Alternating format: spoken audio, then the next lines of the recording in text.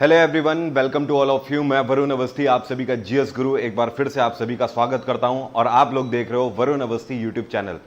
दोस्तों, Lucent MCQ का course हम लोग कर रहे हैं। 9 क्लासेस हो चुकी है। आज 10वीं क्लास यहां पर मैं ले रहा हूं इस टाइम पर, जिसके लिए मैंने आपको परसों के दिन अनाउंस कर दिया था। साथ में कल के दिन मैंने टेलीग्राम पर भी अनाउंस कर दिया था। उम्मीद करता हूं आप सभी लोगों को पता होगा, आप सभी लोग मुझे देख रहे होंगे, मेरी आवाज़ आप सभी तक पहुंच रही होगी। आप लोगों से बस इतनी सी रिक्वेस्ट है, इतनी सी दरखास्त है कि जिन लोगों तक ये वीडियो नहीं पहुंच रहा है या फिर ऐसे कई सारे स्टूडेंट जो कि कल से अभी तक टेलीग्राम पे नहीं देख पाए, एक बार फिर से आप लोग प्लीज़ चेक कर लो। व्हाट्सएप ग्रुप्स जो हैं आपके, जो आपके टेलीग्राम ग्रुप्स हैं, वहां पर इस वीडियो को शेयर कर दो ताकि मुझे भी हौसला मिले, ज़्यादा से ज़्यादा लर्नर मेरे साथ जुड़ सके। चलिए सेशन की शुरुआत करते हैं। 900 क्वेश्चन हम लोग कर चुके हैं। आज के 100 क्वेश्चन करने के साथ ही हम लोग 1000 क्वेश्चन कर चुके होंगे ल्यूसेंट के। ठीक है, उम्मीद करता हूं आप सभी को पीडीएफ वगैरह मिल गई होगी। पीडीएफ जिनको नहीं मिली है उनको क्या करना है, ये मैं पिछले वीडियो में बता चुका हूं। चलिए फिर से बता देता हूं। ल्यूसेंट क्लास 1 का जो वीडियो है, जिनको भी पूरे 1500 एमसीक्यू के पीडीएफ चाहिए, ल्यूसेंट क्लास 1 टाइप करिए, आगे लिखिए वरुण अवस्थी। मेरी पहली क्लास ल्यूसेंट की आ जाएगी, उसके डिस्क्रिप्शन में जाइए, पीडीएफ लिंक पे जाइए, डायरेक्ट लिंक मिल जाएगा, वहां से डाउनलोड कर लीजिए, या तो आप टेलीग्राम चैनल से भी डाउनलोड कर सकते हो। जितने भी नए एस्पिरेंट हैं वो मेरा टेलीग्राम चैनल ज्वाइन कर सकते हैं, इस वीडियो के डिस्क्रिप्शन में दिया हुआ है, वहां से आप मेरा टेलीग्राम चैनल ज्वाइन कर लोगे तो मेरी आने वाली सभी क्लासेस के बारे में मैं वहीं पर अनाउंसमेंट करता हूं और पीडीएफ भी वहीं पर देता हूं। चलिए सेशन को स्टार्ट करते हैं। ये हमारा लास्ट क्वेश्चन था पिछली क्लास में। अब हम लोग आज इसी के आगे बढ़ेंगे। एक बार मैं देख लेता हूं यार, आप लोगों को आवाज़ तो मेरी पहुंच रही है ना? 1 मिनट का समय दीजिए, देखो आप लोगों तक आवाज़ पहुंच रही है या नहीं।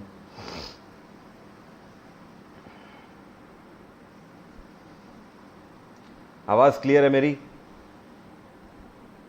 आराधना चतुर्वेदी का कहना है आंसर नहीं है। आराधना, आप अभी नई हो शायद, इसलिए आप ऐसा बोल रहे हो। जितने पुराने स्टूडेंट हैं उन सभी को पता है मैं आंसर नहीं देता हूं। मैं कभी भी आंसर नहीं देता पीडीएफ में, आंसर स्टूडेंट को खुद लगाने होते हैं। मैं कभी भी चम्मच से खाना नहीं खिलाता हूं, खाना बना सकता हूं आपके लिए, आपके मुंह में खाना डालना आपका काम है। ठीक है, चलिए स्टार्ट करते हैं सेशन को। अगर मैं यहां पर मेहनत कर रहा हूं, अगर मैं यहां पसीने से अपनी शर्ट गीली कर रहा हूं, मैं अगर यहां पर 2-2 घंटे तक लगातार बोल रहा हूं, बात आ रही है समझ? तो मैं आप सभी से उम्मीद करता हूं कि कुछ काम आप भी करो। ठीक है, इस वजह से मैं कभी आंसर नहीं देता हूं। जी हां, और आप सभी लोग करंट अफेयर भी डेली सुबह 4 बजे मैं लॉन्च कर देता हूं। डेली सुबह 4 बजे मैं लाइव आता हूं, वहां पर आपको करंट अफेयर देता हूं, उनको जरूर आप लोग फॉलो करो। आप चाहे बैंक की प्रिपरेशन कर रहे हो, चाहे SSC, RRB, NTPC, state PSC, कोई भी प्रिपरेशन कर रहे हो, हर जगह मैं जो आपको करंट अफेयर पढ़ा रहा हूं वहां से करंट अफेयर आपको जरूर मिलेंगे, 100% गारंटी के साथ मिलेंगे। आराम से उन करंट अफेयर को पढ़ते रहो जो मैं आपको डेली कराता हूं, और आप देखोगे कि आप आराम से स्कोर कर ले जाओगे, कोई दिक्कत नहीं होती। साथ में करंट अफेयर पे हाँ ये है कि मैंने आंसर देना स्टार्ट कर दिए हैं, वहां पे भी आप daily wise current affair download कर सकते हो पीडीएफ। चलिए शुरुआत करते हैं सेशन की यार, टाइम बहुत हो रहा है and time is money. Which vitamin is usually found in fish liver cord? आपसे कह रहा है मछली के लीवर में कौन सा विटामिन पाया जाता है, या मछली की स्किन में भी आप बोल सकते हो, या मछली से हमें कौन सा विटामिन मिलता है। वैसे तो मछली में 2 तरीके का विटामिन होता है, एक विटामिन ए होता है और दूसरा विटामिन डी होता है, लेकिन आपको ध्यान रखना है विटामिन डी की अधिकता होती है, इस वजह से हमारा आंसर भी क्या होगा, विटामिन डी। मतलब कहने का कि मेनली विटामिन डी पाया जाता है, 60% से ज्यादा विटामिन डी पाया जाता है। जो विटामिन ए होता है वो मुश्किल से आपका 27 से 30% के आसपास होता है, तो करीब 70% के आसपास विटामिन डी होता है। तो हमारा आंसर हमेशा क्या होगा, विटामिन डी। जब भी आपसे क्वेश्चन पूछे कि मछली से हमें कौन सा विटामिन मिलता है, आंसर होगा विटामिन डी, ना कि विटामिन ए। अगला क्वेश्चन है NH1 कनेक्ट्स टू। आपसे कह रहा है नेशनल हाईवे 1 जो है ये कहां से कहां तक कनेक्ट करता है।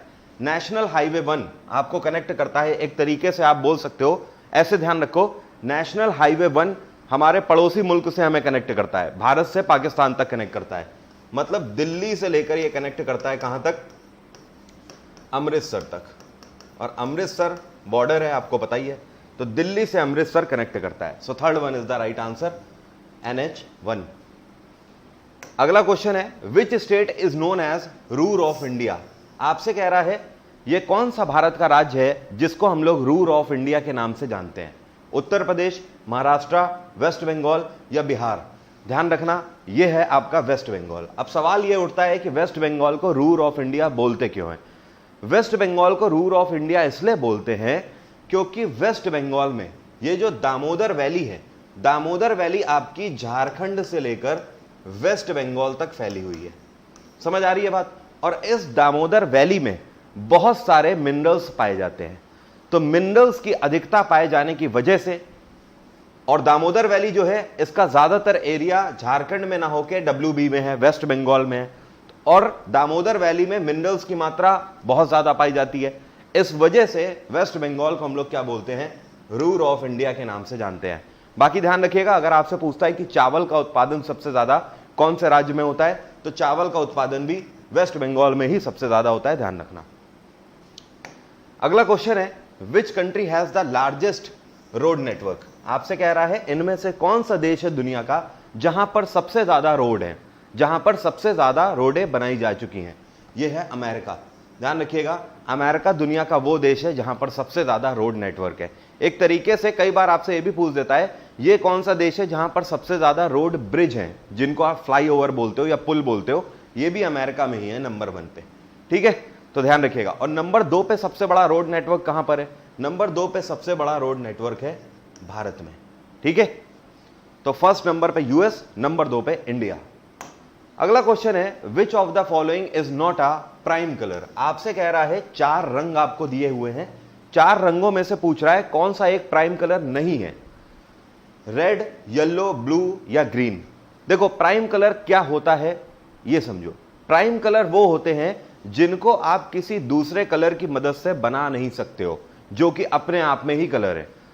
तो लाल को आप किसी दूसरे कलर की मदद से कभी नहीं बना पाओगे, पीला भी आप कभी दूसरे कलर की मदद से नहीं बना पाओगे, और नीला भी आप कभी दूसरे कलर की मदद से नहीं बना पाओगे। हरा आप बना दोगे। हरा बनाने के लिए क्या चाहिए? नीले को पीले के साथ मिला दो, हरा कलर बन जाएगा। बात आ रही है समझ? तो ग्रीन प्राइम कलर नहीं है, ध्यान रखिएगा, बाकी तीनों प्राइम कलर है। इसी वजह से आप कभी भी न्यूज़पेपर अगर पढ़ते हो तो न्यूज़पेपर में आप देखोगे सबसे नीचे देखना, हिंदी न्यूज़पेपर में सबसे नीचे बिल्कुल बॉटम पे देखना, इस तरीके से 3 डॉट बने होंगे, और ये 3 डॉट में एक रेड कलर का होगा, एक ब्लू कलर का होगा, एक येलो कलर का होगा। ठीक है, इसका मतलब ही यही होता है, इसका मतलब ये होता है कि पेपर में प्रिंटिंग करने के लिए इन 3 स्याहियों का यूज किया गया है, बस इन तीनों का, क्योंकि यही 3 प्राइम कलर होते हैं, बाकी सारे कलर इन्हीं तीनों को मिलाकर बनते हैं। कोई समस्या तो नहीं? स्क्रीन थोड़ी सी आज इधर है, इसको मैं सही करना चाहूंगा, 1 मिनट रुकिए, स्क्रीन को जरा सही किया जाए। कंप्यूटर जी, स्क्रीन को सही किया जाए। अब सही हो गई। चलिए आगे बढ़ते हैं। तो ये हमारा प्राइम कलर नहीं है। अगला क्वेश्चन है, विच of the following is the highest motorable pass in the world? इसमें बहुत बड़े बड़े मिथ हैं, कई जगह आपको कुछ लिखा मिलेगा, कई जगह कुछ लिखा मिलेगा।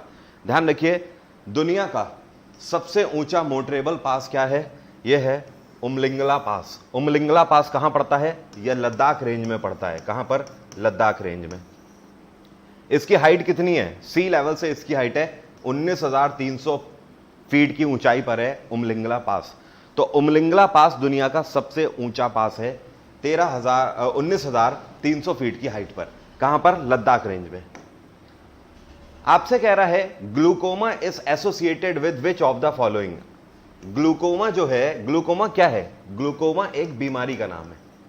ग्लूकोमा एक बीमारी होती है। आपसे कह रहा है ग्लूकोमा नाम की जो बीमारी है ये किससे एसोसिएटेड है? कान से, पैंक्रियास से, आंखों से या लीवर से, मतलब यकृत से? ग्लूकोमा आंखों से रिलेटेड बीमारी है। माफ करिएगा, ईयर मैंने कर दिया, आंखों से रिलेटेड बीमारी है। अब ये ग्लूकोमा पता है कैसी बीमारी होती है? आपकी जो आईज की वेन्स होती हैं, ठीक है, आईज की वो कॉर्ड्स जो कि आपके ब्रेन से जाके कनेक्ट होती है, वो कॉर्ड जब डैमेज हो जाती है तो उस केस में ग्लूकोमा बीमारी आपको हो जाती है। इसमें पहले आंखों से लिक्विड आने लगता है, एक पदार्थ का स्राव होने लगता है, आंखें आपकी हमेशा चिपचिपी रहेंगी। उसके बाद ये पदार्थ निकलता जाएगा, रिसता जाएगा, धीमे धीमे आंखों में रोशनी नहीं रह जाती है, आदमी अंधा हो जाता है। तो glaucoma is associated with ice. खास बात यही होती है कि इसमें कौन सी कॉर्ड आपकी अफेक्टेड होती है, आंखों की वो कॉर्ड जो कि आपके ब्रेन तक गई होती है, वो जब अफेक्टेड हो जाती है तो इंसान ग्लूकोमा से पीड़ित हो जाता है। अगला क्वेश्चन है, who was the vice captain of Indian team while 1983 cricket world cup. 1983 का जो क्रिकेट वर्ल्ड कप हुआ था, जिसमें कपिल देव साहब ने सबसे पहले वर्ल्ड कप उठाया था, क्योंकि वो कैप्टन थे। आपसे पूछ रहा है उस टाइम पर वाइस कैप्टन कौन थे, तो वाइस कैप्टन थे मोहिंदर अमरनाथ। मोहिंदर अमरनाथ का एक निक नेम भी है, इनको किस नाम से जाना जाता है, इनको जिमी के नाम से जाना जाता है, जिमी। अगला क्वेश्चन है, हु रोट रामायण। बिल्कुल सिंपल क्वेश्चन है, बच्चों वाला क्वेश्चन है। रामायण किसने लिखी है, आप सभी को पता है, रामायण वाल्मीकि के द्वारा लिखी गई है और महाभारत वेद व्यास के द्वारा। तुलसीदास ने क्या लिखी हुई है, तुलसीदास ने रामचरितमानस लिखी हुई है। अगला question, in which year all India radio was established. All India radio की स्थापना 1930 में करी गई थी। ऑल इंडिया रेडियो का हेडक्वार्टर क्या है, नई दिल्ली इसका हेडक्वार्टर है। आकाशवाणी के नाम से आप इसे जानते हो। Which state is known as the basket of bread. आपसे कह रहा है यह कौन सा राज्य है जिसको बास्केट ऑफ ब्रेड के नाम से जाना जाता है, मतलब रोटी की डलिया के नाम से। रोटी की डलिया हम लोग बोलते हैं किसको, पंजाब को। पंजाब को बास्केट ऑफ ब्रेड इसलिए बोलते हैं क्योंकि पंजाब की जमीन की उर्वरक क्षमता बहुत हाई है। उत्तर प्रदेश और पंजाब की जमीन में अगर आप कंपेयर कर लो तो उत्तर प्रदेश में 1 हेक्टेयर जमीन में अगर 10 कुंटल गेहूं की पैदावार हो रही है, तो पंजाब में 1 हेक्टेयर जमीन में यह मान लीजिए आप 16 से 18 कुंटल गेहूं की पैदावार होगी। लगभग दुगनी पैदावार होती है क्योंकि वहां की जमीन उपजाऊ है। किस वजह से, क्योंकि 5 नदियों का पानी वहां पर मिलता है। इस वजह से पंजाब को क्या बोलते हैं, बास्केट ऑफ ब्रेड। इसी तरीके से आपसे क्वेश्चन पूछता है, बास्केट ऑफ एग किसको बोलते हैं। बास्केट ऑफ एग, अंडों की टोकरी, ये आंध्र प्रदेश को बोलते हैं क्योंकि भारत में आंध्र प्रदेश में सबसे ज्यादा अंडों का उत्पादन किया जाता है। अगला क्वेश्चन है, who is the writer of Panchatantra. आपसे कह रहा है पंचतंत्र जो एक फेमस किताब है, इसके राइटर कौन है। मैथिली शरण गुप्त, महादेवी वर्मा, आर.के. नारायण या फिर Vishnu Sharma. Which one is the correct answer. इसका आंसर आप लोग दोगे, जल्दी से कमेंट बॉक्स में लिखकर बताओ, जल्दी से कमेंट बॉक्स में लिखकर बताओ पंचतंत्र किसकी किताब है, जल्दी से, क्विक। अभी तक किसी का आंसर नहीं आया है, अभी तक आंसर नहीं मिला है मुझे किसी का।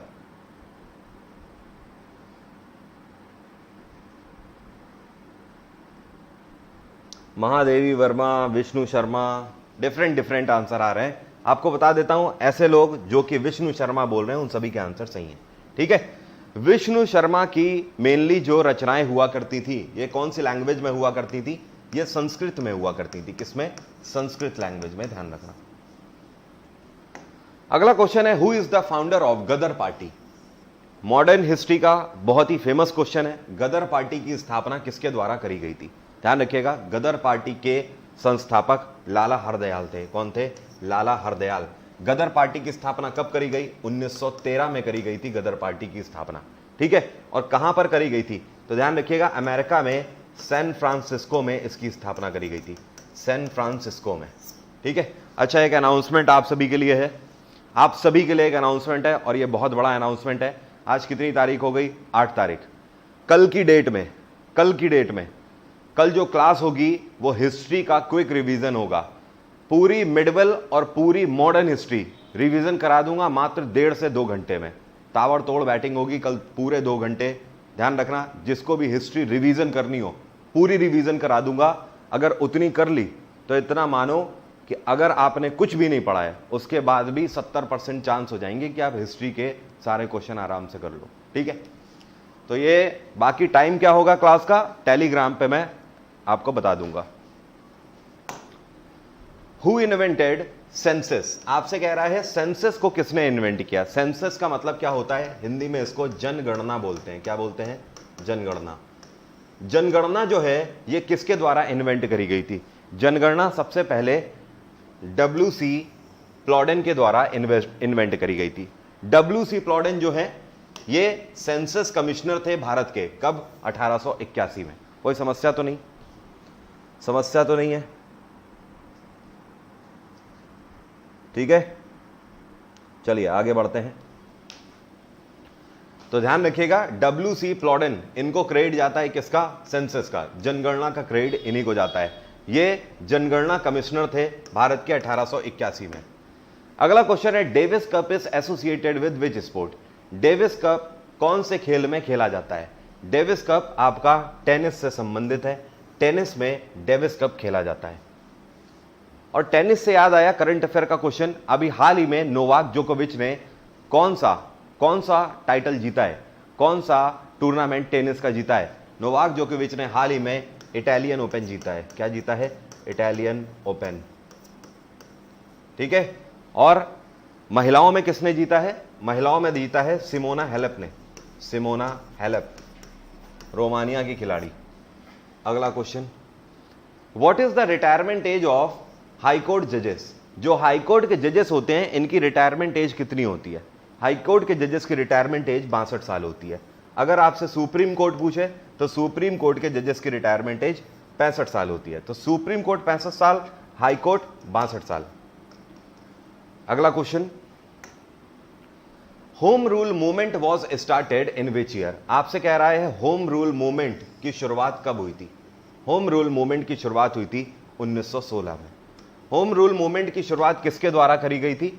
इसका क्रेडिट दो लोगों को जाता है, एक तो बीजी तिलक मतलब बाल गंगाधर तिलक, और दूसरे कौन है? Annie Besant.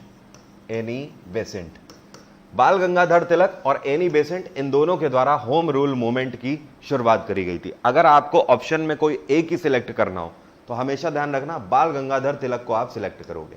ठीक है, इस दौरान बाल गंगाधर तिलक ने 2 न्यूज़पेपर चलाए थे।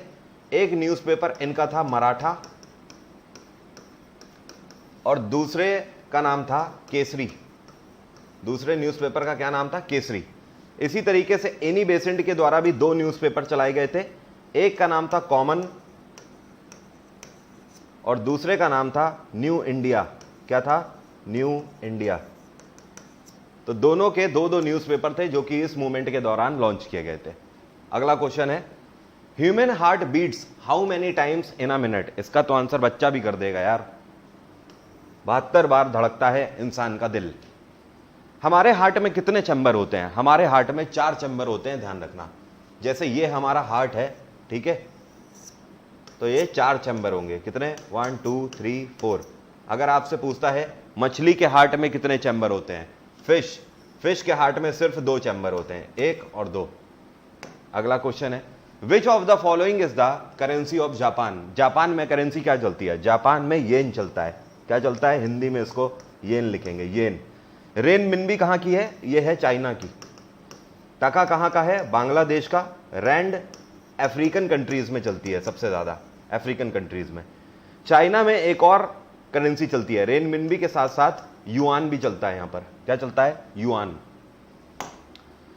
Which scientist told that plants have life? आपसे कह रहा है ये कौन से साइंटिस्ट हैं जिन्होंने ये स्टेटमेंट दिया था कि प्लांट्स हैव लाइफ, जो पौधे होते हैं इनमें भी जीवन पाया जाता है, पौधों में भी जीवन होता है। ये किसके द्वारा कहा गया था? जिनकी आप फोटो देख रहे हो, ये वर्ल्ड फेमस जगदीश चंद्र बसु हैं। कौन है? जगदीश चंद्र बसु। ये इनका स्टेटमेंट था कि पौधों में भी जीवन होता है। अगला क्वेश्चन, जगदीश चंद्र बसु का जन्म पता है कहां हुआ था? इनका जन्म हुआ था मुंशीनगर में। मुंशीनगर में, ठीक है। और मुंशीनगर कहां पड़ता है? मुंशीनगर बांग्लादेश में पड़ता है आज की डेट में, लेकिन उस टाइम पर तो ये भारत था ना। लाय हरोबा is a dance festival of which state? आपसे कह रहा है लाय हरोबा, ये जो डांस है ये कौन से राज्य का डांस है? कौन से राज्य का फेमस डांस है? लाय हरोबा जो फेमस डांस है ये मणिपुर में होता है, त्रिपुरा में भी होता है, ठीक है। तो हमारे पास ऑप्शन में या तो मणिपुर हमेशा हमें मिलेगा या तो त्रिपुरा मिलेगा। हमें ऑप्शन में मणिपुर मिल रहा है, इसलिए हमारा आंसर क्या हो जाएगा? मणिपुर हो जाएगा, ठीक है। तो 2 राज्यों में लाय हरोबा डांस होता है, मणिपुर में और त्रिपुरा में। जो भी आंसर मिले वही आपका आंसर होगा। अगला क्वेश्चन है, आपसे कह रहा है फूल देई फेस्टिवल। एक त्योहार है जिसका नाम है फूल देई, इसको हिंदी में ऐसे लिखते हैं, अभी करंट अफेयर में भी कुछ टाइम पहले था ये फूल देई फेस्टिवल। वो फूल देव त्योहार जो है ये कहाँ मनाया जाता है? फूल देई त्योहार उत्तराखंड में मनाया जाता है हर साल। फूल देव त्योहार का एक ही मकसद होता है कि चारों तरफ ग्रीनरी को बढ़ावा देना, ठीक है। और इस त्योहार को कैसे मनाया जाता है? इसमें छोटे जो होते हैं वो अपने से बड़ों को फूल देकर ये त्योहार मनाते हैं, ठीक है। और ज्यादा से ज्यादा पौधे लगाने का इसके पीछे मकसद है। तो बहुत अच्छा त्योहार है, ऐसे त्योहार हम सभी को मनाने चाहिए। तो फूल देव त्योहार हर साल उत्तराखंड में मनाया जाता है। अगला क्वेश्चन है डबल फॉल्ट वर्ल्ड। आपसे कह रहा है ये जो डबल फॉल्ट वर्ल्ड है ये कौन से खेल से संबंधित है, या कौन से खेल में डबल फॉल्ट वर्ल्ड यूज किया जाता है? बॉक्सिंग, टेनिस, पोलो या हॉर्स राइडिंग? डबल फॉल्ट आपका यूज किया जाता है टेनिस में। अगला क्वेश्चन है, अच्छा अगर मैं आपसे कहूं, एक कई बार आपसे क्वेश्चन पूछ चुका है, बटरफ्लाई वर्ल्ड कौन से खेल से संबंधित है? तो बटरफ्लाई वर्ल्ड आपका संबंधित है स्विमिंग से। किससे? स्विमिंग, ठीक है। अगला question, Nashik is situated on which bank of river? आपसे कह रहा है नासिक कौन सी नदी के किनारे पर स्थित है? गोदावरी नदी, कृष्णा नदी, ताप्ती नदी या नर्मदा नदी? Which one is the right answer? Answer आप लोग करो, मैं चाहता हूं आंसर करिए इसका। नासिक कौन सी नदी के किनारे पर स्थित है? जल्दी से आंसर करिए। नासिक कौन सी नदी के किनारे पर स्थित है? जल्दी से आंसर करिए। आयुष मिश्रा सबसे पहले और सटीक आंसर। अनुराग बहुत बढ़िया, सभी के आंसर सही हैं। Dream status very nice. जो लोग गोदावरी बोल रहे हैं उन सभी का आंसर सही है। ध्यान रखिएगा, गोदावरी को साउथ गंगा के नाम से भी जाना जाता है, साउथ की गंगा इसी को बोलते हैं। एक क्वेश्चन आपसे पूछता है वृद्ध गंगा किसको बोलते हैं? क्या? वृद्ध गंगा। तो ध्यान रखना, वृद्ध गंगा भी गोदावरी को ही बोलते हैं। अगला question, in which year Mahatma Gandhi was assassinated? आपसे कह रहा है यह कौन सा ईयर है जब महात्मा गांधी की हत्या करी गई थी? महात्मा गांधी की हत्या 1948 में करी गई थी। महात्मा गांधी का जन्म कब हुआ था? 1869 में हुआ था। साल 2020 में महात्मा गांधी की कौन सी बर्थ एनिवर्सरी हम लोग मना रहे हैं? इस साल 151वीं बर्थ एनिवर्सरी हम लोग मना रहे हैं। Quit India movement was introduced on which date of 1942? आपसे कह रहा है 1942 में यह कौन सी डेट है जिस दिन भारत छोड़ो आंदोलन को लॉन्च किया गया था? भारत छोड़ो आंदोलन 8 अगस्त 1942 को लॉन्च किया गया था। So second one is the right answer. Bharat छोड़ो आंदोलन को कहां लॉन्च किया गया था? तो इसका वेन्यू था मुंबई। मुंबई में इसको लॉन्च किया गया था। किसके द्वारा लॉन्च किया गया था? महात्मा गांधी के द्वारा इसको लॉन्च किया गया था। यही वो मूवमेंट है जिसमें महात्मा गांधी ने एक नारा दिया था जिसको बोलते हैं डू और डाई। क्या बोलते हैं? डू और डाई, करो या मरो का नारा महात्मा गांधी ने इसी के दौरान दिया था। अगला क्वेश्चन, अच्छा आप में से कोई बता सकता है क्विट इंडिया मूवमेंट के दौरान कितने भारतीयों को जेल हुई थी? कोई बता सकता है आप में से? क्विट इंडिया मूवमेंट के दौरान, भारत छोड़ो आंदोलन के दौरान कितने भारतीयों को जेल हुई थी? कोई बता सकता है? मैं इंतजार कर रहा हूं, आंसर करिए जल्दी से। क्विट इंडिया मूवमेंट के दौरान कितने भारतीयों को जेल हुई थी? आंसर करो जल्दी। बीरेंद्र सिंह बताया तो 8 है, 9 नहीं है। राजकुमार का कहना है 600 लोगों को जेल हुई थी। अंकिता का कहना है 10,000 लोगों को जेल हुई थी। अच्छा, और कुछ बताएंगे? 2 करोड़ लोगों की जेल हुई थी। मतलब कुछ भी यार, ऊट पटांग कुछ भी बोल दो। है सर तो खड़े ही है, अभी बता ही देंगे। तब तक मजे करते हैं, मस्ती करते हैं यार, मटर गश्ती। कुछ भी लिख दो, 5,000 लिख दो, 10,000 लिख दो। अगर पूछा जाए क्विट इंडिया मूवमेंट के दौरान कितने लोगों को जेल हुई थी, तो ध्यान रखिएगा 60,000 प्लस लोगों को जेल हुई थी। 60,000 से ज्यादा लोगों को जेल हुई थी। अगर पूछा जाए कितने लोगों को शॉट डेड किया गया था, कितने लोगों को गोली मारी गई थी, तो ध्यान रखना 10,000 लोगों को अराउंड। ठीक है, बहुत होता है 10,000 का डेटा, बहुत। 10,000 लोगों की करीब मृत्यु हो गई थी भारत छोड़ो आंदोलन के दौरान। अब आप समझ लो, आप अगर आज आजाद भारत में खड़े हो तो उसके पीछे कितनी कुर्बानियां गई हैं। 10,000 लोग मरे थे, 60,000 से ज्यादा लोगों को जेल हुई थी। अगला क्वेश्चन है, which is the only Indian cricketer who has taken all 10 wickets in an inning. अकेले भारतीय क्रिकेटर ये कौन है जिन्होंने एक ही इनिंग में पूरे 10 विकेट लिए हों? ये हैं अनिल कुंबले। किसके खिलाफ लिए हैं? पाकिस्तान के खिलाफ। अगला question, there are how many Sikh gurus? आपसे कह रहा है सिख धर्म में कितने गुरु हुए हैं टोटल? सिख धर्म में टोटल 10 गुरु हुए हैं। सबसे पहले कौन थे? गुरु नानक देव। और सबसे आखिरी कौन थे? गुरु गोबिंद सिंह।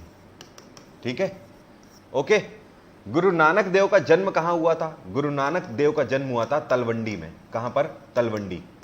और गुरु गोबिंद सिंह का जन्म कहां हुआ था? इनका जन्म हुआ था पटना में। ओके,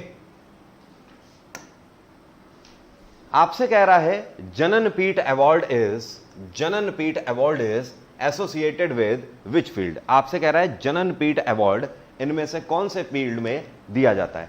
लिटरेचर, स्पोर्ट, म्यूजिक या फिर जर्नलिज्म? जननपीठ अवार्ड दिया जाता है लिटरेचर में। किसमें? लिटरेचर में। एक चीज और ध्यान रखना, जैसे खेल में सबसे बड़ा सम्मान, सर्वोच्च सम्मान है आपका राजीव गांधी खेल रत्न, जैसे कि आपका ब्रेवरी अवार्ड में सबसे ज्यादा बड़ा अवार्ड है परमवीर चक्र, उसी तरीके से लिटरेचर में सबसे बड़ा सम्मान है Jnanpith award. So first one is the right answer. Which of the following is not an input device? आपसे कह रहा है इनमें से कौन सी एक इनपुट डिवाइस नहीं है? नॉट, कौन सी एक इनपुट डिवाइस नहीं है? इनपुट डिवाइस का मतलब समझते हो क्या होता है? एक ऐसी डिवाइस, देखो हमेशा कंप्यूटर में ये प्रोसीजर चलेगा ही चलेगा, इनपुट, प्रोसेस और आउटपुट। ये प्रोसेस हमेशा चलता है, आपको पता ही है। पहले हम प्रोसेसर को इनपुट डिवाइस से इनपुट दे देते हैं, उसके बाद प्रोसेसर उसको प्रोसेस करता है और देन वो हमें आउटपुट शो कर देता है। किसमें? आउटपुट डिवाइस में। तो आउटपुट डिवाइस वो होती है जो हमें आउटपुट शो करती है, मतलब screen kind of. Processing device वो होती है जो हमारे लिए कैलकुलेशन करती है, और इनपुट डिवाइस वो होती है जिसकी मदद से हम कंप्यूटर को इंस्ट्रक्शन देते हैं या प्रोसेसर को इंस्ट्रक्शन देते हैं। तो अब देखते हैं, क्या माउस की मदद से हम इंस्ट्रक्शन देते हैं? जी हाँ, बिल्कुल देते हैं। जब आप माउस से क्लिक करते हो तो आपका कंप्यूटर ऑपरेट होता है ना, ये इनपुट डिवाइस है। कीबोर्ड, क्या कीबोर्ड से आप इंस्ट्रक्शन देते हो? बिल्कुल देते हो। हमेशा आप कितना भी लिखते हो तो आपको स्क्रीन में दिख रहा है जस्ट बिकॉज ऑफ कीबोर्ड, क्योंकि आप प्रोसेसर को इंस्ट्रक्शन दे रहे हो। ये भी है इनपुट डिवाइस। स्कैनर भी इनपुट डिवाइस है। वो क्या कर रहा है? वो आपकी फोटोज को स्कैन करके पिक्चर के फॉर्म में आपको शो करवा रहा है। कहां? स्क्रीन में। लेकिन डीवीडी क्या है? डीवीडी आपकी इनपुट डिवाइस नहीं है। ये कैसी डिवाइस है? ये स्टोरेज डिवाइस है। ये ना ही इनपुट डिवाइस है ना ही आउटपुट डिवाइस है, ये स्टोरेज डिवाइस है। मेमोरी है ना, ये मेमोरी होल्ड करती है ना, डेटा सेव करते हो ना आप डीवीडी में। और डीवीडी का मतलब क्या होता है? Digital versatile disc. डीवीडी का कई बार आपसे स्टोरेज भी पूछ चुका है। डीवीडी का स्टोरेज होता है 4.7 GB। कई सारे बुड़बक होते हैं पूरी जिंदगी सीडी भी देखते हैं, डीवीडी भी देखते हैं, उनको स्टोरेज ही नहीं पता होता है। अच्छा, सीडी का स्टोरेज कितना होता है? सीडी का स्टोरेज कितना होता है? आई एम श्योर कई लोगों को नहीं पता होगा, ज्यादातर लोगों को नहीं पता होगा। सीडी का स्टोरेज कितना होता है, बताओगे? जरा देखूं।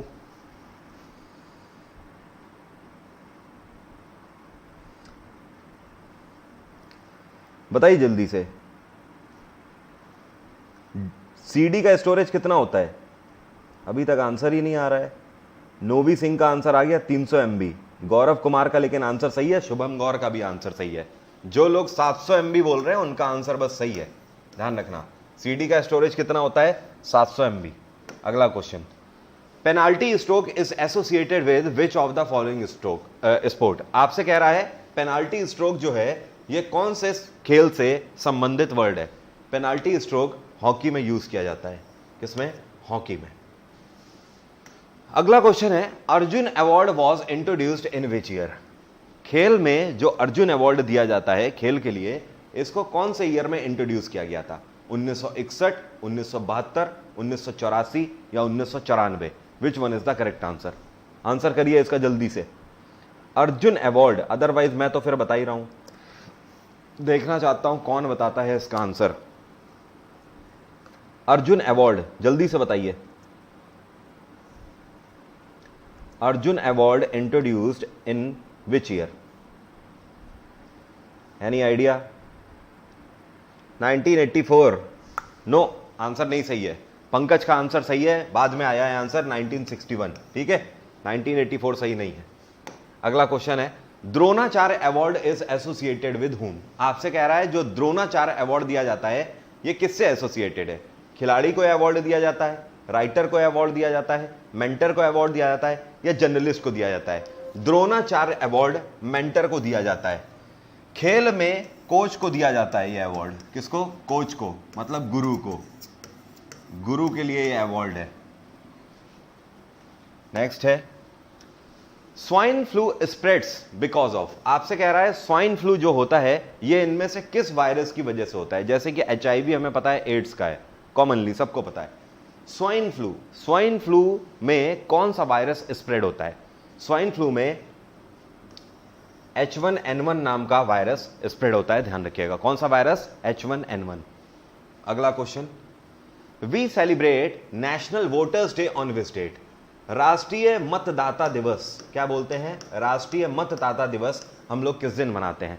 राष्ट्रीय मतदाता दिवस हम लोग मनाते हैं 25 जनवरी को। पूछो 25 जनवरी को क्या होता है, क्यों मनाते हैं? क्योंकि 25 जनवरी 1950 को निर्वाचन आयोग की स्थापना करी गई थी।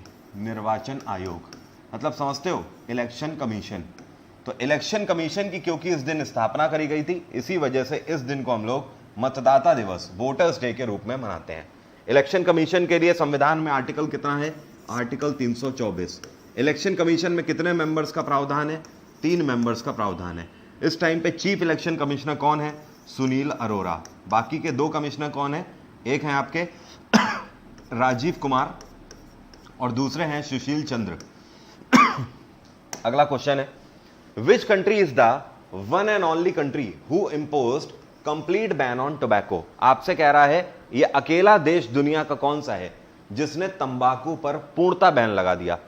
सुल्तान को बेपनाह मोहब्बत बख्शो, मतलब लाइक ठोको। लाइक क्यों इतने कम है यार? लाइक ठोको यार, लाइक ठोको जल्दी से फटाफट। इतने लोग क्लास देख रहे हो, लाइक इतने कम है, लाइक ठोको, दबा के लाइक ठोको।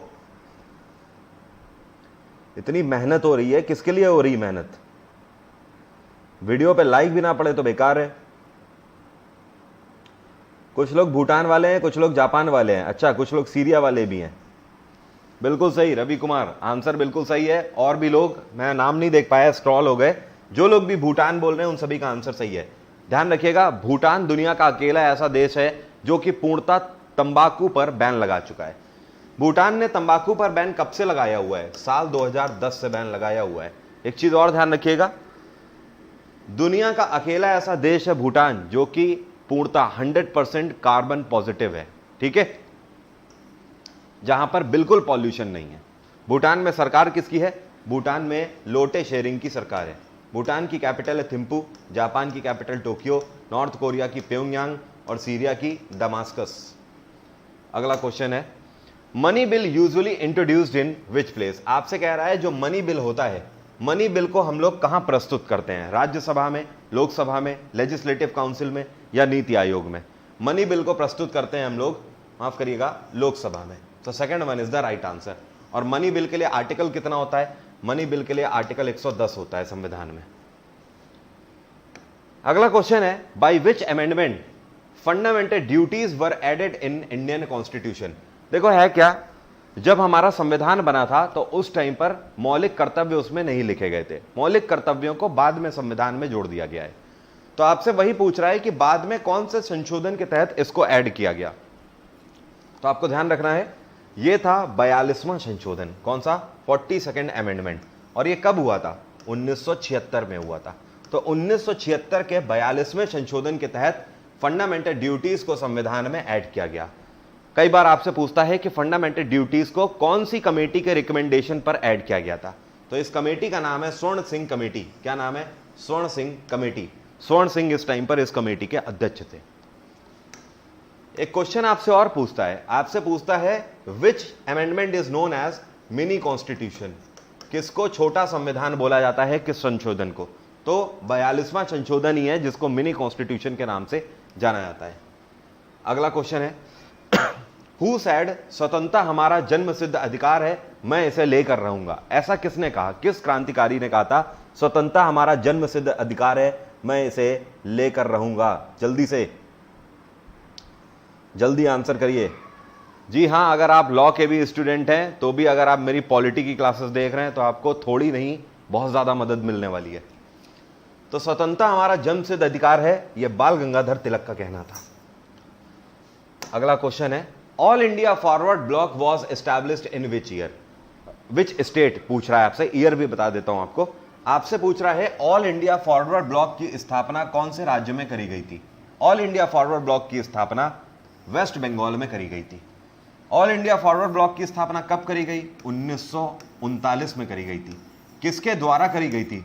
सुभाष चंद्र बोस के द्वारा करी गई थी। समझ गए बात को? कोई समस्या तो नहीं अब? So first one is the right answer.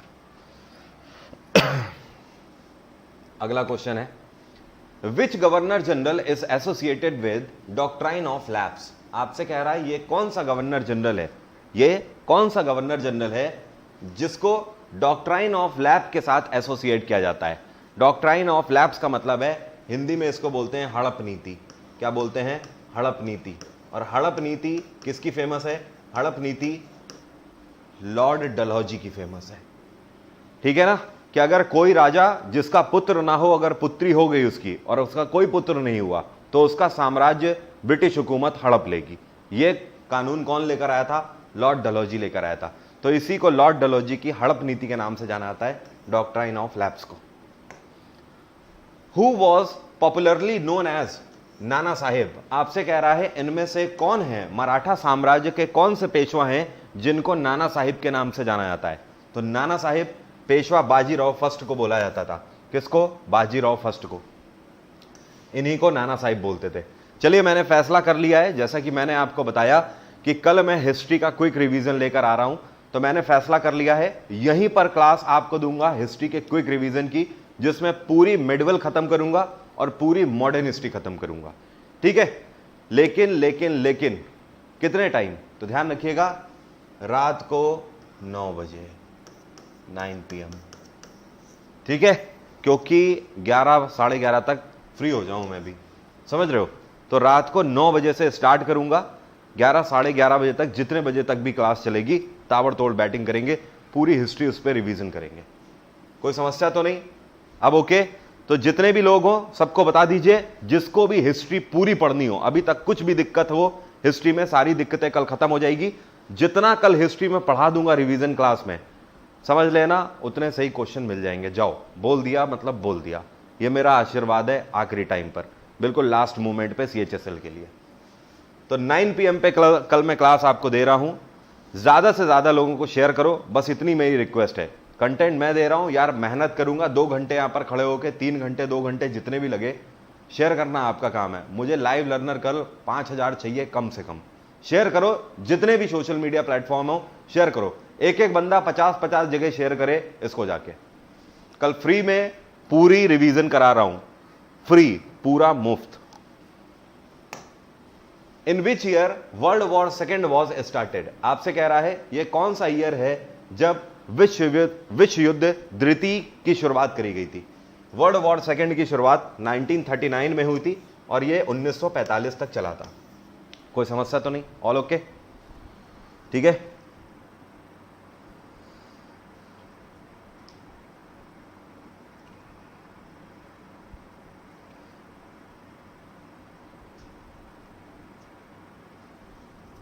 चलिए आगे बढ़ते हैं।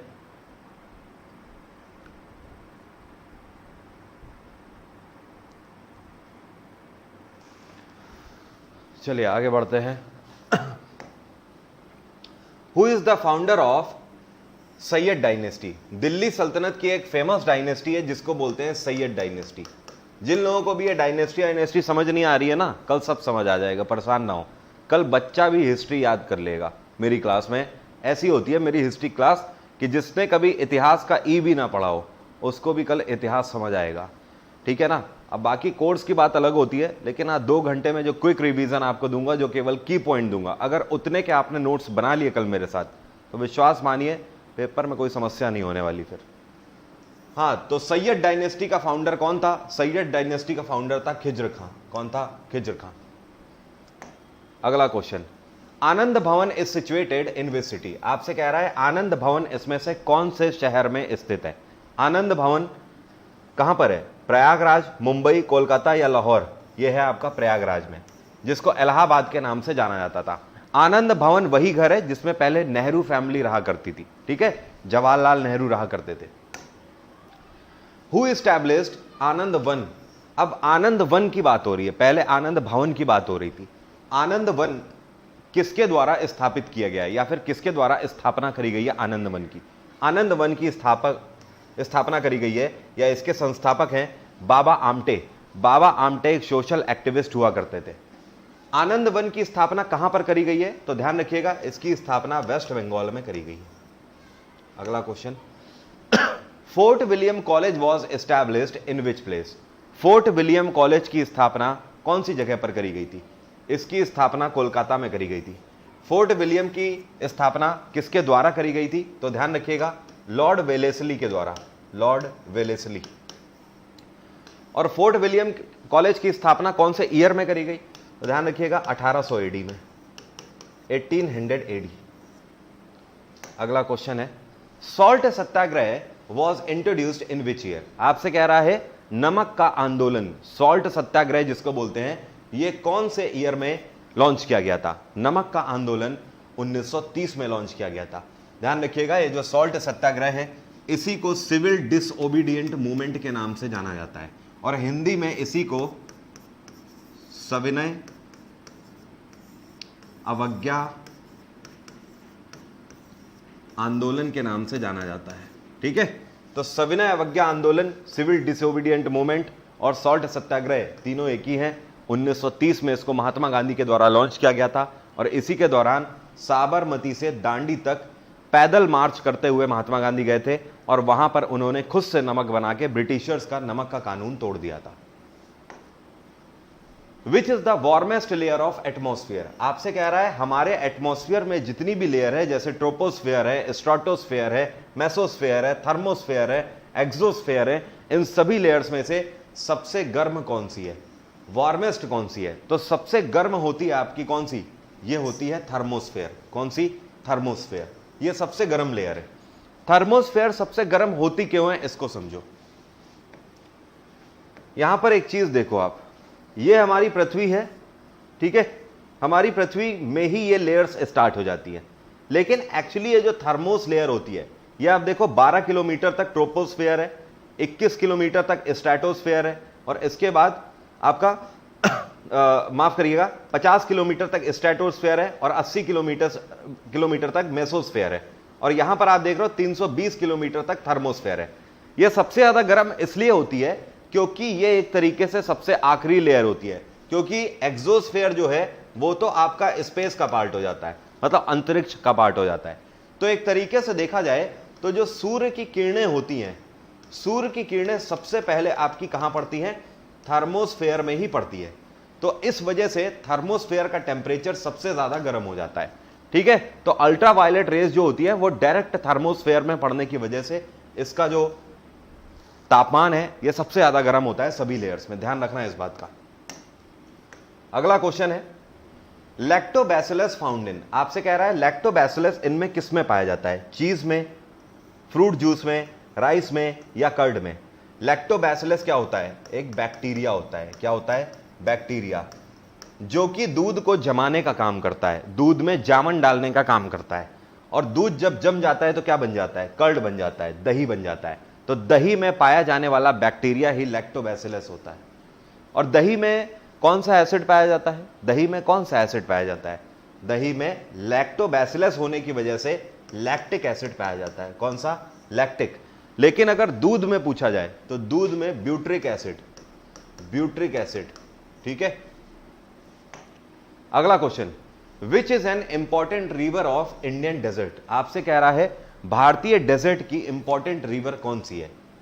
भारत में डेजर्ट पता है ना, भारत में मरुस्थल कहां पर है? भारत का मरुस्थल थार है ना, राजस्थान का। थार में कौन सी नदी है इनमें से? इसको बोलते हैं लूनी नदी। कौन सी है? लूनी नदी। तो भारत का डेजर्ट जो मरुस्थल है थार, इसमें कौन सी नदी है? लूनी नदी बहती है। काफी इंपॉर्टेंट क्वेश्चन है ये। Srinagar is located on which bank of river? Srinagar इनमें से किस नदी के किनारे पर स्थित है? श्रीनगर झेलम नदी के किनारे पर स्थित है। अगला क्वेश्चन है which article is associated with cabinet of prime minister. आपसे कह रहा है इनमें से संविधान का हमारा कौन सा आर्टिकल है जो कि हमें प्रधानमंत्री के मंत्रिमंडल के बारे में बताता है। तो प्रधानमंत्री का मंत्रिमंडल होगा, यह कहता है आर्टिकल 74। कौन सा? आर्टिकल 74, यही हमारा आंसर है। आर्टिकल 81 हमें किसके बारे में बताता है? यह बताता है लोकसभा के बारे में। और आर्टिकल 79 हमें किसके बारे में बताता है? यह बताता है पार्लियामेंट के बारे में। अगला question, first hydro electric power plant in India was set up in which place. आपसे कह रहा है भारत का पहला हाइड्रो इलेक्ट्रिक पावर प्लांट, इसकी स्थापना कहां पर करी गई थी? पहले हाइड्रो इलेक्ट्रिक पावर प्लांट की स्थापना शिव समुद्रम फॉल्स में करी गई थी। शिव समुद्रम झरना कहां पड़ता है? तो ध्यान रखिएगा, यह कर्नाटक में पड़ता है शिव समुद्रम झरना, जिसको फॉल बोलते हैं। और यह कौन सी नदी पर बना हुआ फॉल है? यह कावेरी नदी पर बना हुआ फॉल है। Which article is associated with budget. आपसे कह रहा है हमारे संविधान में बजट के लिए कौन सा आर्टिकल है? तो B for budget, B for 12, तो 112। आर्टिकल 112 हमें बजट के बारे में बताता है। लेकिन हमारे संविधान में बजट को बजट नहीं लिखा हुआ है। हमारे संविधान में बजट नाम का कोई वर्ड नहीं है, इसको फाइनेंशियल प्लान बोलते हैं हमारे संविधान में। ठीक है। Article 148 controller and auditor general के बारे में बताता है, जिसको सीएजी बोलते हैं। 117 फाइनेंस बिल के बारे में बताता है। 110 मनी बिल के बारे में बताता है। इन विच स्टेट बक्सा टाइगर रिजर्व इज लोकेटेड। आपसे कह रहा है बक्सा टाइगर रिजर्व इनमें से कौन से राज्य में स्थित है? बक्सा टाइगर रिजर्व पश्चिम बंगाल में स्थित है, वेस्ट बंगाल में। और बक्सा टाइगर रिजर्व किसके लिए फेमस है? जाहिर सी बात है, चीते के लिए फेमस है। अगला क्वेश्चन है national botanical garden is located in which city. आपसे कह रहा है राष्ट्रीय बोटेनिकल गार्डन कौन से शहर में स्थित है? बोटेनिकल गार्डन स्थित है आपका कोलकाता में। कहां पर? Kolkata. Who is known as the father of computer. बिल्कुल सिंपल सा क्वेश्चन है। कंप्यूटर का जनक किसको बोला जाता है? कंप्यूटर का जनक किसको बोलते हैं? ये बोलते हैं चार्ल्स बेबेज को। Charles Babbage. अगर यहीं पर आपसे पूछ देता who is the father of modern computing, modern computing, तो ध्यान रखिएगा आपका आंसर हो जाएगा एलन ट्यूरिंग। क्या हो जाएगा? Alan Turing. तो Alan Turing is the father of modern computing और फादर ऑफ कंप्यूटर कौन है? Charles Babbage. अगला question, Apatani is a major tribal group of which state. Question का मतलब सीधा है, आपसे पूछ रहा है आपातानी नाम की जनजाति जो है ये इनमें से कौन से राज्य में पाई जाती है? आपातानी जनजाति फेमस है अरुणाचल प्रदेश में। कहां पर? अरुणाचल प्रदेश में। अरुणाचल प्रदेश में इस टाइम पर सरकार किसकी है? पेमा खांडू की सरकार है। यहां के गवर्नर हैं BD Mishra. BD Mishra. Next question है खासी एंड गारो ट्राइब। आपसे कह रहा है एक और जनजाति के बारे में पूछ रहा है। गारो और खासी जनजाति दोनों फेमस है। ये कह रहा है कि ये कौन से राज्य की फेमस जनजातियां हैं? खासी और गारो। झारखंड, उड़ीसा, नागालैंड या मेघालय। गारो और खासी ये दोनों जनजातियां मुख्यतः प्रसिद्ध हैं मेघालय के लिए। कहां के लिए? मेघालय के लिए। So fourth one is the right answer. ठीक है, कोई समस्या तो नहीं। वैसे गारो और खासी जो है ना ये मणिपुर में भी पाई जाती है, लेकिन हमें यहां पर आंसर मणिपुर देता, ठीक है, तो फिर हम एक बार को सोचते, लेकिन हमारे सामने सीधा सीधा क्वेश्चन है मेघालय। वैसे ध्यान रखिएगा मुख्यतः मेघालय में ही पाई जाती है, तो आपको ज्यादातर आंसर मेघालय ही मिलेगा। कभी एक साथ आंसर नहीं देगा, या तो मणिपुर दे देगा या मेघालय दे देगा। दोनों ही राज्यों में जनजातियां पाई जाती हैं, लेकिन फिर भी ध्यान रखिए स्पेशली ये मेघालय से एसोसिएटेड है। Which article says about the vice president of India. Bharat के उपराष्ट्रपति के बारे में हमें कौन सा आर्टिकल बताता है? भारत के उपराष्ट्रपति के बारे में आर्टिकल 63 बताता है। जहां से प्रेसिडेंट के आर्टिकल खत्म होते हैं वहां से वाइस प्रेसिडेंट के शुरू होते हैं। 52 से 62 ये प्रेसिडेंट के आर्टिकल हैं, यहीं से 63 से स्टार्ट हो जाता है राष्ट्रपति का। ठीक है। और व्हाट इज आर्टिकल 72? ये प्रेसिडेंट की पार्डन पावर के बारे में बताता है, राष्ट्रपति की क्षमादान शक्ति। और आर्टिकल 62 क्या है?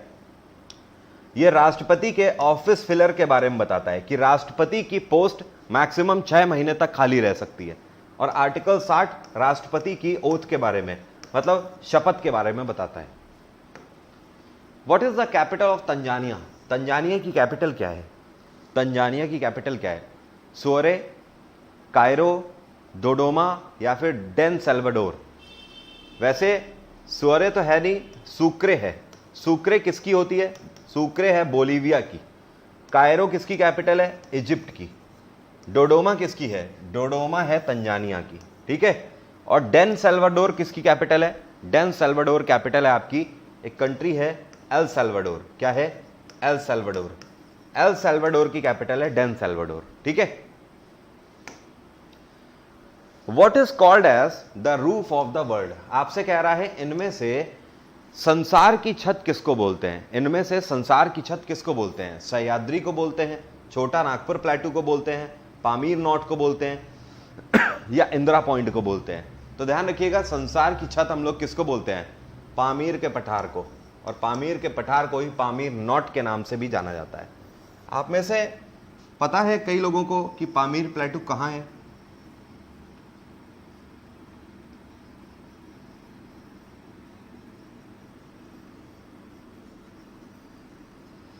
ये भारत का मैप है, ठीक है। ये ऊपर JNK है, ये लद्दाख है, ठीक है। इसके जस्ट ऊपर ये है पामीर प्लेटू। ये क्या है? पामीर प्लेटू, ठीक है। तो इसे भारत की छत भी बोलते हैं और संसार की छत भी इसको बोलते हैं, समझ गए? So this is called roof of the world, Pamir प्लेटू, Pamir का पठार। पामीर के पठार के लेफ्ट की तरफ कौन सी रेंज निकली हुई है? हिंदू कुश। हिंदू कुश पर्वत निकला हुआ है इधर की तरफ। Where are Saltoro range located? आपसे कह रहा है इनमें से कौन सी रेंज के ऊपर सेल्टोरा रेंज स्थित है? सेल्टोरा रेंज जो है ये आपकी काराकोरम रेंज के ऊपर स्थित है। तो काराकोरम रेंज जो है ये सेल्टोरा रेंज की पेरेंट रेंज है। मतलब ये बड़ी पहाड़ियां हैं, उन्हीं में छोटी छोटी पहाड़ियां सेल्टोरा रेंज है। एक तरीके से आप ऐसे देख सकते हो, ये आपकी काराकोरम रेंज हो गई, तो इनमें ये छोटी छोटी पहाड़ियां ऐसे करके बसी हुई है, ये सेल्टोरा रेंज है। समझ गए बात को? ओके। तो इसकी पेरेंट क्या है? इसकी पेरेंट रेंज है काराकोरम। और काराकोरम कहां पड़ती है? काराकोरम ऊपर JNK वाले हिस्से में पड़ती है, Jammu Kashmir, Ladakh. The river which is also known as Tsangpo in Tibet? आपसे कह रहा है इनमें से कौन सी नदी है जिसको तिब्बत में सांगपो के नाम से जानते हैं? कमेंट बॉक्स में लिखकर बताओ जल्दी। इनमें से कौन सी नदी है जिसको सांगपो के नाम से जानते हैं? जल्दी बताओ।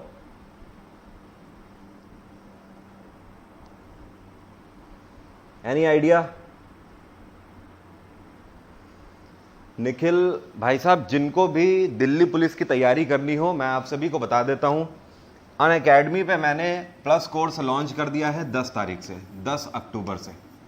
ये बैच 10 अक्टूबर से शुरू हो रहा है और ये 5 नवंबर तक चलेगा। इसमें 25 क्लासेस होंगी मेरी। ये 25 क्लासेस 90-90 मिनट की क्लासेस होंगी, जिसमें मैं आपका कंप्यूटर और GS दोनों कराऊंगा, GS प्लस कंप्यूटर। जो लोग भी इसको ज्वाइन करना चाहते हैं ज्वाइन कर सकते हैं। अनअकैडमी में SSC कैटेगरी में जाके सब्सक्रिप्शन ले लीजिए। ये है मेरा डिस्काउंट कोड वरुण 777, VARUN 777। आप लोग बार बार पूछ रहे हो, इस वजह से मैं आपको बता देता हूं, सभी लोग इसको नोट कर लें, वरुण 777। ये मेरा डिस्काउंट कोड है, इसको आप लगाओगे तो फीस में 10% का आपको डिस्काउंट मिल जाएगा।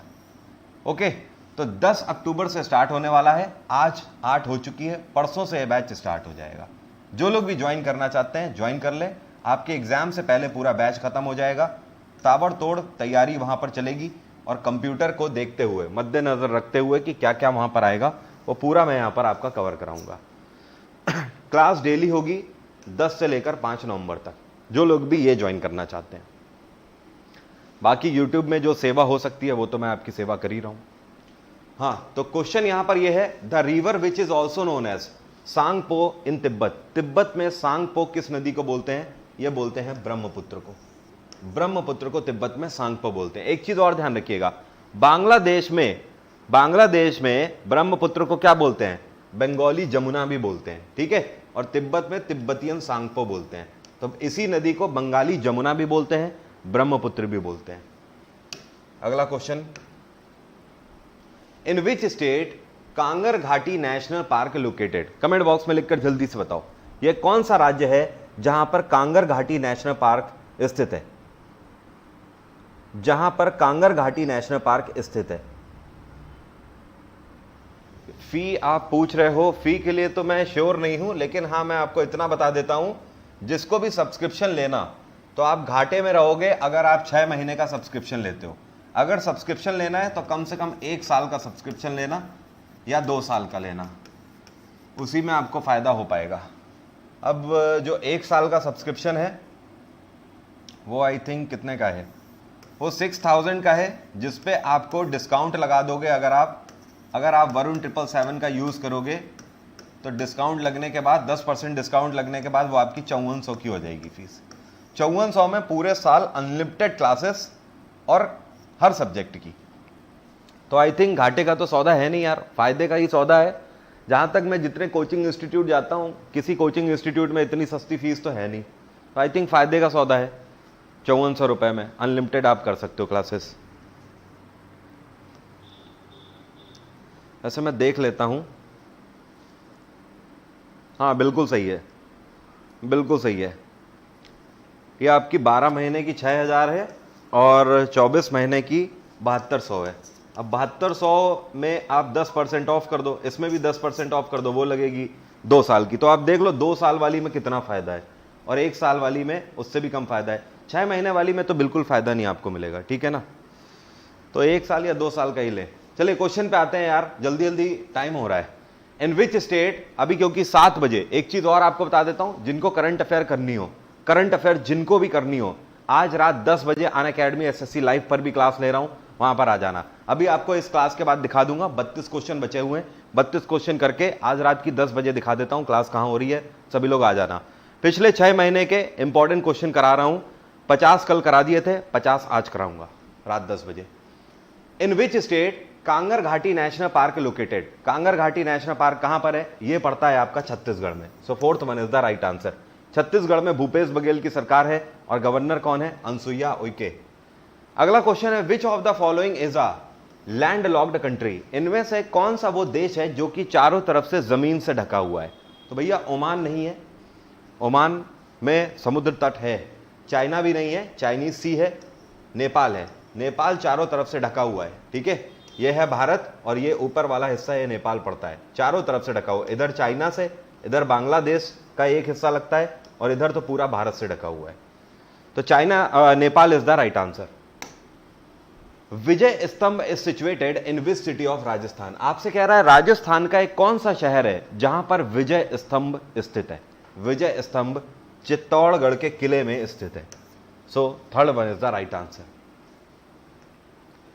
What is the capital of Mauryan empire, आपसे कह रहा है मौर्य साम्राज्य ने अपनी राजधानी किसको बनाया था। मौर्य साम्राज्य ने अपनी राजधानी बिहार की कैपिटल पटना को बनाया था। और पटना का पुराना नाम क्या है, पटना को पहले पाटलिपुत्र के नाम से जाना जाता था। अगला क्वेश्चन है, Chalukya temple at Dilwara is situated in which state, आपसे कह रहा है चालुक्यों का जो मंदिर है जो कि दिलवाड़ा में स्थित है, ये कौन से राज्य में स्थित है। अगर आपको ये भी पता है कम से कम कि दिलवाड़ा कहां पड़ता है, तो भी आप आंसर लगा दोगे। दिलवाड़ा पड़ता है माउंट आबू में, और माउंट आबू कहां पड़ता है, राजस्थान में। So 2nd one is the right answer. आपसे कह रहा है Tripitaka, Tripitaka are the sacred book of what, ये सिख धर्म से एसोसिएटेड है। त्रिपीतक जैनिज्म से एसोसिएटेड है, बौद्धिज्म से एसोसिएटेड है या पारसियों से एसोसिएटेड है। तो ये बौद्ध धर्म से जुड़ी हुई एक किताब है जो कि बौद्ध धर्म का रास्ता आपको किस तरीके से पार करना है, या किस तरीके से बौद्ध धर्म के रास्ते पर चलना है, किस तरीके से बौद्ध धर्म में धम्म नीति को अपनाना है, उन सभी के बारे में त्रिपीतक पत्रिका आपको बताती है। Harappan site Manda is situated on the bank of which river, आपसे कह रहा है हड़प्पा की एक जगह है, हड़प्पा सिंधु घाटी सभ्यता की एक जगह है जिसको मांडा बोलते हैं। मांडा किस नदी के किनारे पर स्थित है, समझ रहे हो आप क्या पूछ रहा है आपसे, मांडा किस नदी के किनारे पर स्थित है। तो मांडा आपकी कहां पड़ती है, मांडा आपकी आज की डेट में जो जम्मू कश्मीर वाला रीजन है यहीं पड़ती है, लेकिन यहां पर कहां, ये जम्मू टाउन में पड़ती है। और यहां पर कौन सी नदी बह रही है, यहां पर देखिए कौन सी नदी है, ये नदी बह रही है चिनाब। तो ये चिनाब नदी के किनारे पर मांडा है। ठीक है, Indus valley civilisation. Who was the founder of Nanda dynasty? Nanda dynasty का फाउंडर कौन था? नंद डायनेस्टी का फाउंडर था महापद्मनंद। कौन था? महापद्मनंद। और नंद डायनेस्टी का आखिरी शासक कौन था? यह था धनानंद। धनानंद। ठीक है, तो महापद्मनंद था। महापद्मनंद तो ऑप्शन में ही नहीं है, हमारा आंसर क्या हो गया? None of above. आखिरी शासक धनानंद वहां लिखा हुआ है। अगला question, Hyderabad is situated on which bank of river? Hyderabad किस नदी के किनारे पर स्थित है? हैदराबाद मूसी नदी के किनारे पर स्थित है। किसके किनारे पर? मूसी नदी के किनारे पर। लखनऊ किस नदी के किनारे पर स्थित है? गोमती किनारे पर। और आपका प्रयागराज गंगा यमुना दोनों के किनारे पर है। और अगर आपसे पूछता है अहमदाबाद साबरमती के किनारे पर स्थित है। कानपुर गंगा के किनारे पर स्थित है। इसी तरीके से बैंक ऑफ रिवर जरूर ध्यान रखिएगा। ठीक है, कम से कम 15-20 ध्यान रखिए मेन।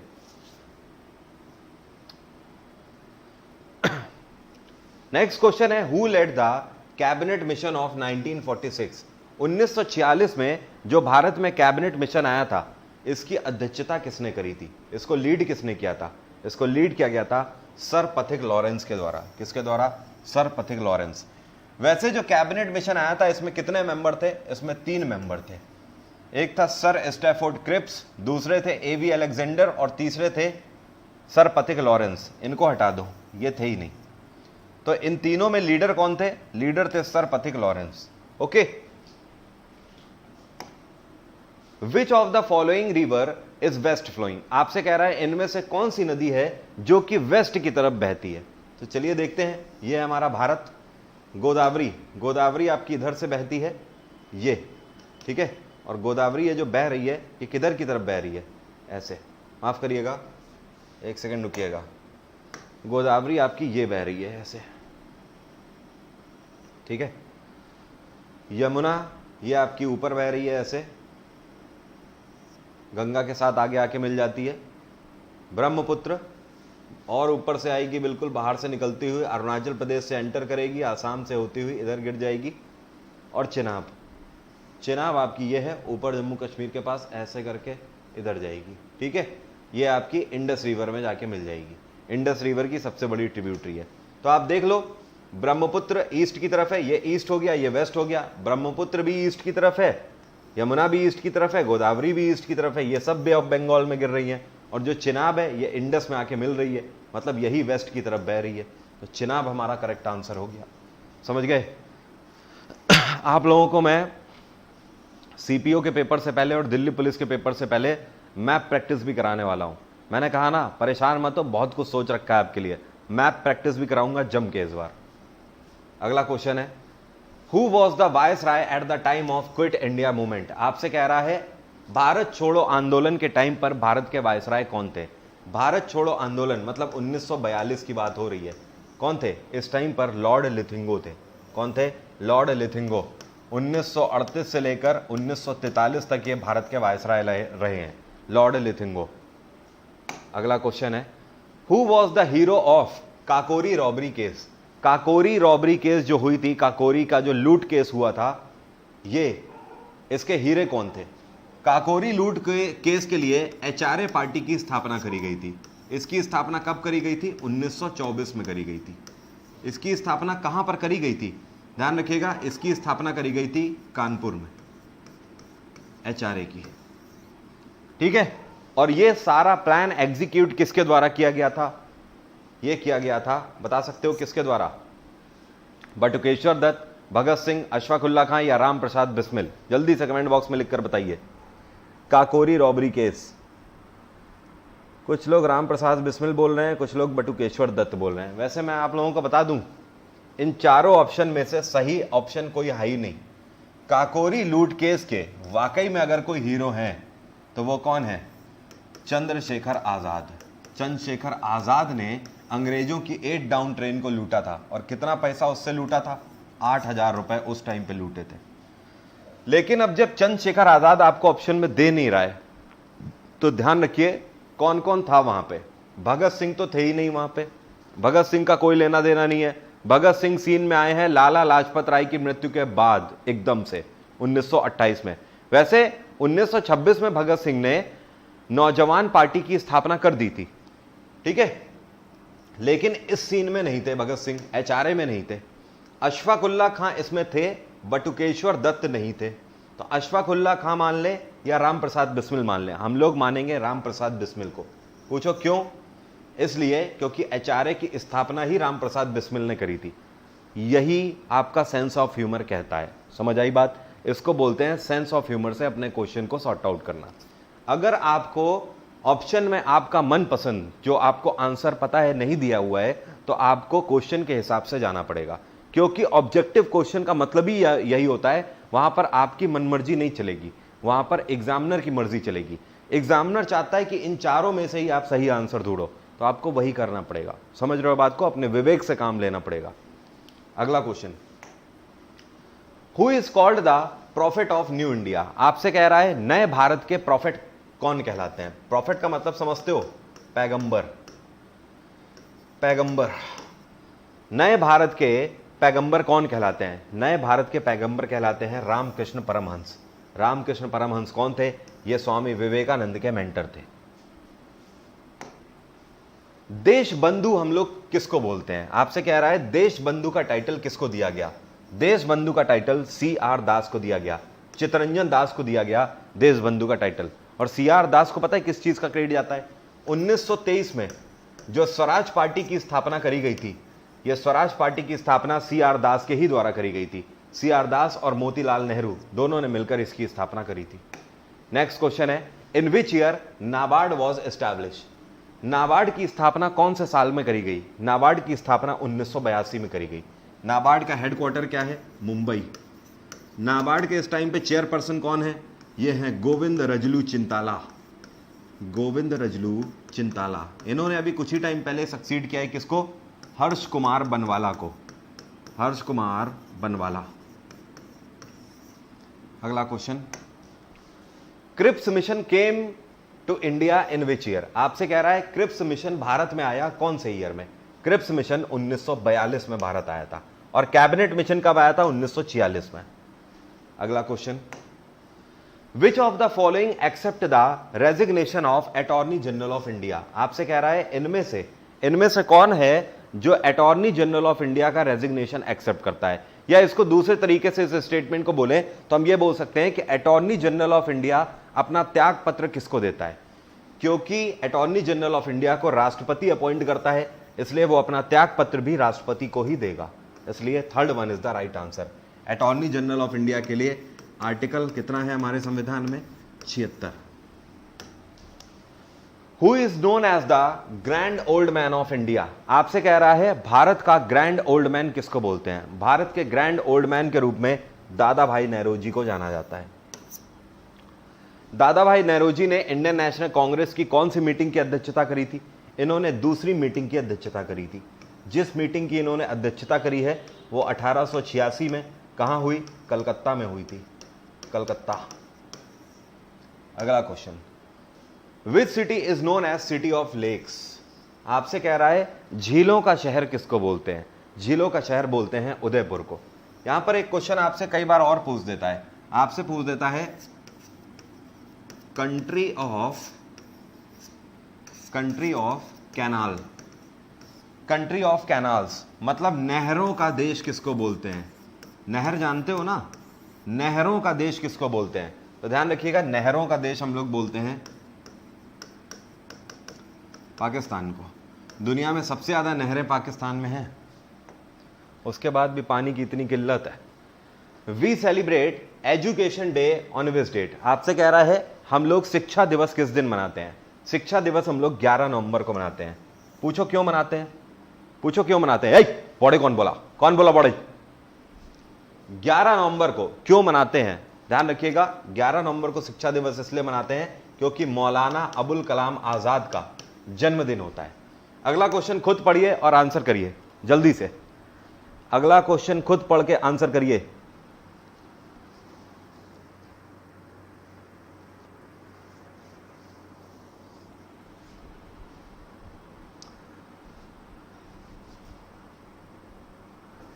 बहुत बढ़िया, वेरी नाइस। चलिए, क्वेश्चन आपसे क्या पूछ रहा है? बिल्कुल सिंपल सा क्वेश्चन है, कई लोगों ने वैसे ही आंसर कर दिया है। आपसे पूछ रहा है China man world is associated with which sport. China man नाम का जो वर्ड है ये कौन से खेल से संबंधित है? चाइना मैन आपका क्रिकेट में खेला जाता है। अभी कोई स्टूडेंट मुझसे कह रहे हैं कि जेई वालों से आप प्यार नहीं करते हो सर, जेई वालों के लिए कुछ बताओ। देखो मेरे भाई, जेई वालों के लिए देखो, आपको जो अपना ट्रेड का पढ़ना है वो तो आप पढ़ोगे ही पढ़ोगे, बाकी जीएस आपकी पूरी सेम है। करंट अफेयर पर फोकस रखना, बस जेई वालों से यही मेरा कहना है।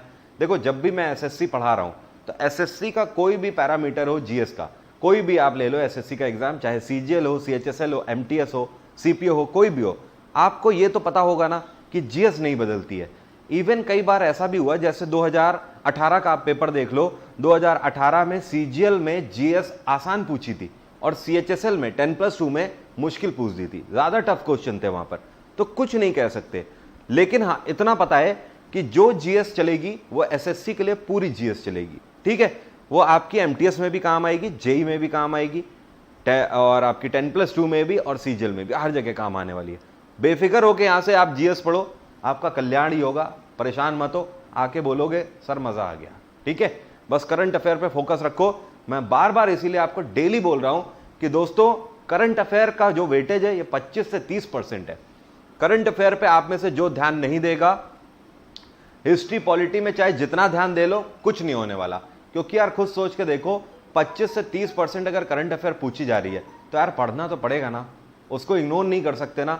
और जब मैं अपनी तरफ से आपसे कह रहा हूं कि अगर जो करंट अफेयर मैं डेली आपको दे रहा हूं इसी चैनल पे, सुबह सुबह 15 मिनट का वीडियो आता है, उस 15 मिनट के वीडियो को अगर आप देख लो जिसमें 12-13 क्वेश्चन मैं बताता हूं, तो यार आपका कल्याण हो जाएगा, कोई भी करंट अफेयर बाहर से नहीं जाएगा। अगर आप उतना नहीं कर सकते हो तो अगर यार आप अपनी मेहनत नहीं करोगे तो बताओ मैं क्या करूं, फिर मैं उसमें क्या कर सकता हूं।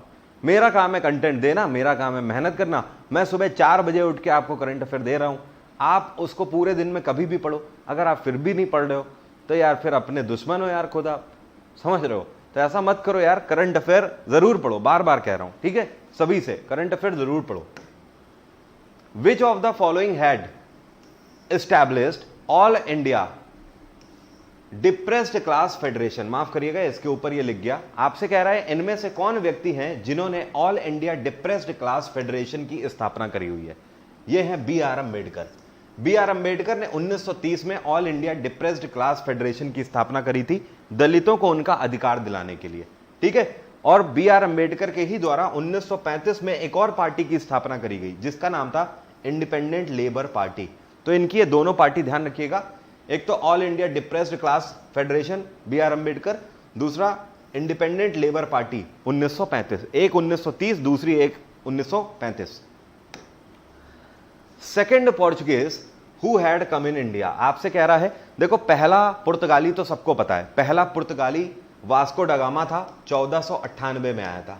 लेकिन अब आपसे पूछ रहा है दूसरा पुर्तगाली कौन था जो कि भारत आया था? दूसरा पुर्तगाली था अल्वरेज कैब्रल। क्या नाम है? Alvares Cabral. ये कब आया भारत? ये 2 साल बाद 1500 में आया था भारत, ठीक है। तो अब मत भूलना, पहला तो सबको पता है वास्को डा गामा, दूसरा अल्वरेज कैब्रल। और वास्को डा गामा दूसरी बार भारत कब आया? इसकी तबीयत खराब हो गई थी पहली बार में, दूसरी बार 1502 में आया था, 4 साल बाद। Which of the following had organised Naujawan Sabha, आपसे कह रहा है इनमें से किस क्रांतिकारी के द्वारा नौजवान सभा की स्थापना करी गई थी? नौजवान सभा की स्थापना भगत सिंह के द्वारा करी गई थी। कब करी गई थी? 1926 में करी गई थी। इसके तहत जो यूथ था उसको यूनाइट करने का प्रयास किया गया था भगत सिंह के द्वारा।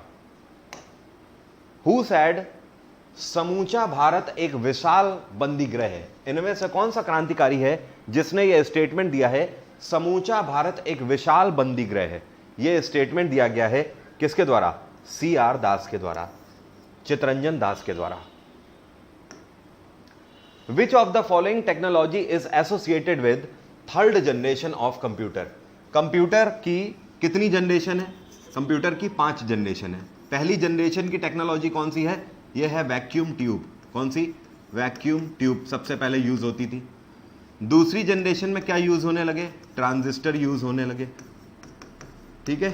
तीसरी जनरेशन में क्या यूज हुआ? तीसरी जनरेशन में आईसी यूज हुआ, इंटीग्रेटेड सर्किट। चौथी जनरेशन में क्या यूज हुआ? चौथी जनरेशन में माइक्रो प्रोसेसर यूज हुआ, ठीक है। और पांचवी जनरेशन जो आज की डेट में चल रही है, ये क्या है? इसको बोलते हैं आर्टिफिशियल इंटेलिजेंस। तो आपसे कौन सी पूछ रहा है? आपसे पूछ रहा है तीसरी, तो तीसरी वाली हमारा तीसरा आंसर होगा। तीसरी वाली मतलब आईसी, आईसी हमारा आंसर है, इंटीग्रेटेड सर्किट। समझ गए? कोई समस्या तो नहीं? कोई समस्या तो नहीं? सब चीज क्लियर? वैक्यूम ट्यूब्स पहली generation, integrated circuit third generation, transistor दूसरी जनरेशन और आर्टिफिशियल इंटेलिजेंस पांचवी generation. Moon completes the one round of earth in how many days? आपसे कह रहा है चंद्रमा पृथ्वी का चक्कर कितने दिनों में लगा लेता है? चंद्रमा पृथ्वी का चक्कर लगाने में 27.3 दिन लेता है। कितने? 27.3 दिन, लगभग 27.5 दिन, 27.5 दिन आप बोल सकते हो। हमारा आंसर क्या होगा? 27 दिन। सो first one is the right answer. Which continent covers most less area? आपसे कह रहा है दुनिया में जितने भी हमारे महाद्वीप हैं उसमें से सबसे छोटा एरिया किसका है? सबसे छोटा एरिया ऑस्ट्रेलिया का है, ठीक है। Which city is known as Manchester of China? मैंने आपको पहले भी बताया है, मैनचेस्टर उस जगह को बोलते हैं जहां पर इंडस्ट्रियल एरिया काफी ज्यादा होता है, ठीक है। इंडस्ट्रियल एरिया ज्यादा है तो बिजनेस वैल्यू भी ज्यादा होगी, बिजनेस वैल्यू ज्यादा होगी तो वहां की मार्केट में पैसा भी ज्यादा होगा। तो इसी तरीके से चाइना का मैनचेस्टर किसको बोलते हैं? संघाई को बोलते हैं। संघाई में चाइना का सबसे बड़ा इंडस्ट्रियल एरिया है। अगला क्वेश्चन है, integral coach factory is situated in which city? Integral coach factory जो है ये कौन से शहर में है? इंटीग्रल कोच फैक्ट्री आपकी चेन्नई में पड़ती है। विच of the following is the first metro rail network in India? आपसे कह रहा है भारत में जितनी भी मेट्रो हैं उनमें से सबसे पहला मेट्रो रेल नेटवर्क कौन सा है? यह है कोलकाता मेट्रो रेल नेटवर्क। कब चलाया गया था? 1984 में।